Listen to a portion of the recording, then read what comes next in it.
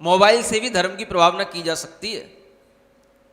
अच्छी अच्छी चीजों को ढूंढने की कोशिश तो करो, किसने कहाँ क्या कहा है, कहाँ क्या लिखा है, किसी की दो लाइनें उसके रेफरेंस के साथ दो, इन्होंने ये लिखा, इन्होंने ये कहा, और ये सब चीजें हमारे अहिंसा, सत्य, अपरिग्रह, ब्रह्मचर्य, इन्हीं धर्मों के आगे पीछे घूम रही हैं। और ये सारी की सारी चीजें जैनत्व की चीजें हैं। अगर आप इस तरीके की चीजों को प्रमोट करते हैं तो आपके द्वारा भी धर्म प्रभावना के कोई कार्य अच्छे हो सकते हैं।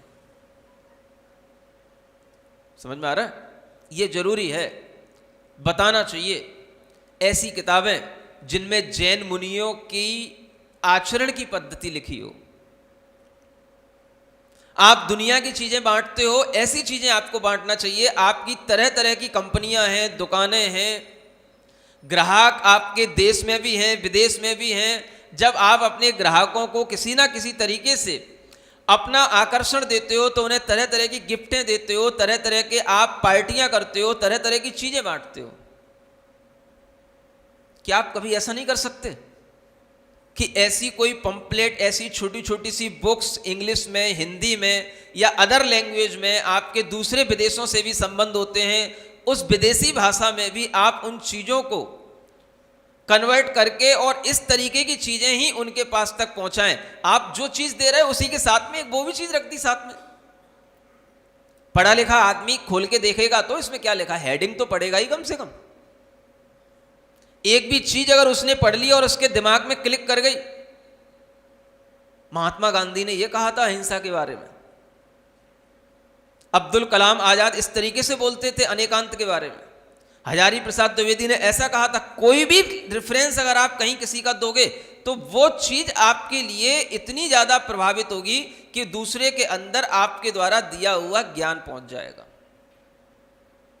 आप दुनिया की चीजें बांटते हो, तमाम तरह के लोग चीज़ें बनाते हैं, कोई थैला बनाता है, कोई झोला अम्ब्रेला बनाता है, समझ आ रहा है, लेकिन उस पर कभी अपनी चीज़ों का कोई भी कहीं से कहीं तक एक भाव होना चाहिए कि हमारा, चाहे भले ही वो जैन धर्म का लोगो ही हो, 3 लोग का नक्शा ही हो, वो भी चलो सर्कुलेट हो जाए, कहीं से कहीं तक पहुंचे। आपके अंदर एक भाव होना चाहिए कि धर्म की प्रभावना करना है मुझे, कोई भी चीज़ सही। कभी ना कभी तो कहीं ना कहीं कोई चीज आदमी देखेगा तो पूछेगा भाई ये क्या बना रहता है, क्या डिजाइन है।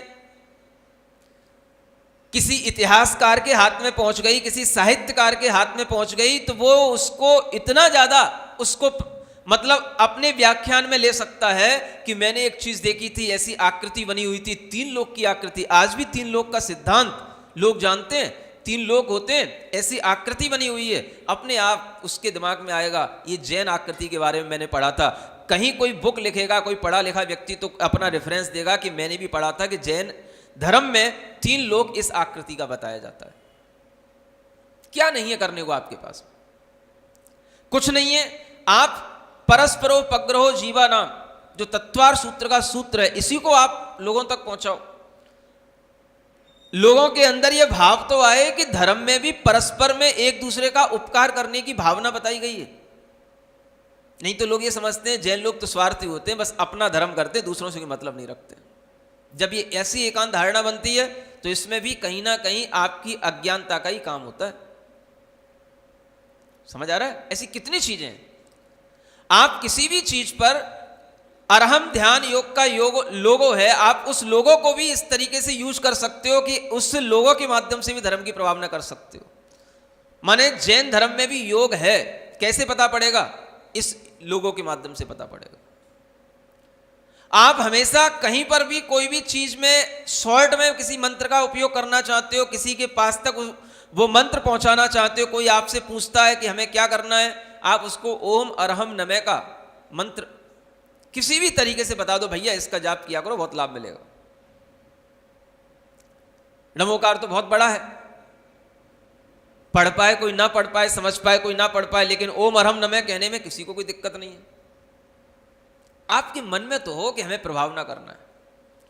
कितने सारे जैन व्यापारी लोग हैं जिनके हजारों ग्राहक होते हैं, अगर वो एक अपने मन में भाव रखें कि हम अपने ग्राहकों तक किसी ना किसी रूप में धर्म की कोई भी चीज पहुंचाने की कोशिश करें तो अज्ञान नहीं रहेगा, ज्ञान का प्रकाश होने लग जाएगा।